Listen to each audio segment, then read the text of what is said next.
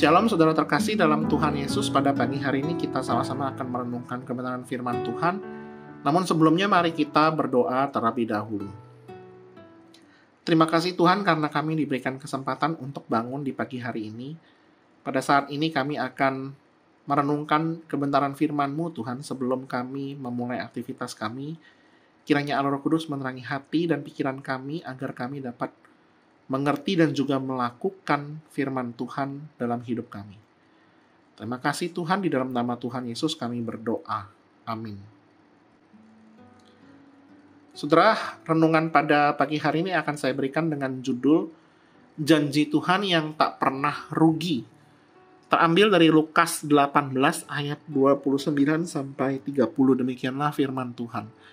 Kata Yesus kepada mereka, "Aku berkata kepadamu, sesungguhnya setiap orang yang karena kerajaan Allah meninggalkan rumahnya, istrinya, atau saudaranya, orang tuanya atau anak-anaknya akan menerima kembali lipat ganda pada masa ini juga, dan pada zaman yang akan datang, ia akan menerima hidup yang kekal." Sedemikian jauh pembacaan firman Tuhan, mari kita merenungkannya. Pernahkah kita mendengar tentang sejarah pembelian yang paling menguntungkan? Jadi pada tahun 1626, para penjajah Belanda membeli Pulau Manhattan dari penduduk asli itu hanya dengan barang-barang senilai sekitar $24. Bila dihitung sekarang itu seperti membeli salah satu pusat keuangan terbesar di dunia dengan uang jajan seminggu. Dunia menyebut itu sebagai transaksi yang cerdas. Tapi bagaimana jika kita berbicara tentang transaksi paling menguntungkan yang tidak bisa diukur dengan dolar atau properti, melainkan dengan jiwa dan juga kekekalan? Tuhan Yesus tidak sedang menawarkan investasi duniawi, tetapi sedang berbicara tentang sesuatu yang lebih besar.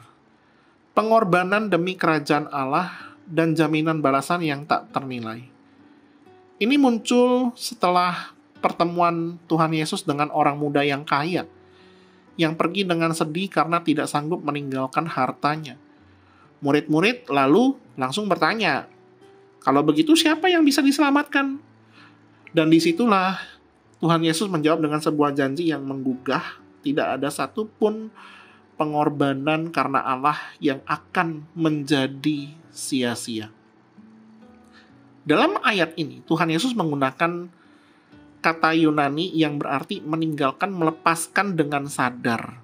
Jadi ini bukan kehilangan karena nasib buruk, saudara, tapi keputusan yang sadar untuk melepaskan sesuatu demi kerajaan Allah. Menariknya, Yesus juga menyebutkan hal-hal yang paling dekat dengan kehidupan manusia.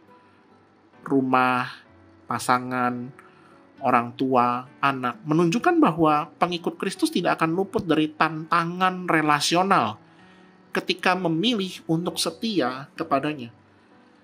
Nah, jadi secara struktur, Lukas pasal 18 menunjukkan kontras antara yang tampak kuat, orang kaya, dan juga pemimpin agama, dan juga yang dianggap lemah, seperti anak kecil dan juga pemungut cukai yang pada masa itu juga sering diasingkan oleh orang banyak. Nah, dalam pasal selanjutnya kita akan melihat kisah Zakheus, seorang yang benar-benar meninggalkan kekayaannya demi mengikut Yesus. Maka janji dalam ayat 29-30 ini itu bukan teori kosong, tapi akan segera dijawab oleh kisah nyata berikutnya.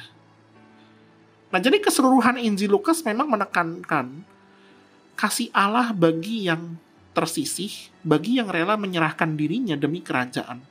Nah, ayat ini menjadi penegasan bahwa pengorbanan karena kasih kepada Tuhan bukan hanya dihargai, tetapi dijanjikan dengan kepastian hidup berkelimpahan sekarang dan juga selamanya. Ketika kita bekerja keras mengasuh anak atau bahkan melewati tekanan hidup karena iman kita, mungkin kita tidak langsung melihat hasilnya. Nah, tetapi ketika Injil memberi kita kepastian bahwa tidak ada air mata, tidak ada langkah iman yang sia-sia, kita mungkin harus melepas kenyamanan. Relasi yang tidak sehat, bahkan cita-cita yang mulanya tampak menjanjikan, harus kita lepaskan. Tetapi Yesus berkata, semuanya itu akan dibalas bahkan lebih. Dan balasan itu bukan hanya nanti di surga. Lukas menuliskan masa ini juga, artinya ada sukacita, ada pengganti, ada penghiburan, ada damai yang tidak dapat dijelaskan. Dan bahkan sekarang di tengah dunia yang penuh dengan luka ini, kita menerima penghiburan, sukacita, dan juga damai sejahtera dari Allah.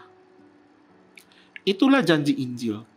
Bukan hanya kelimpahan materi, tetapi juga kasih karunia yang tidak pernah membiarkan kita berkorban sendirian.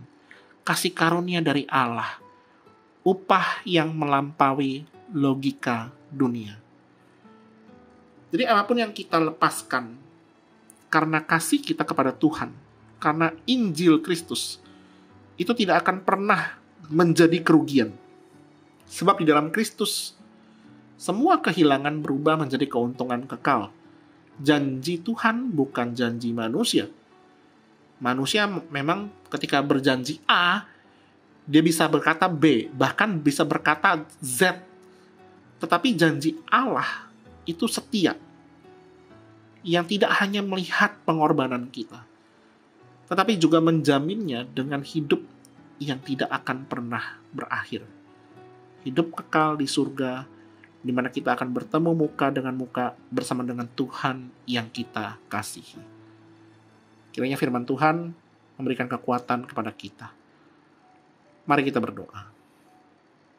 Tuhan yang penuh dengan kasih, terima kasih untuk janji-Mu yang kekal dan tak pernah mengecewakan kami. Tolong kami untuk tetap setia dan berani melepaskan apapun yang menghalangi kami untuk mengikut Engkau.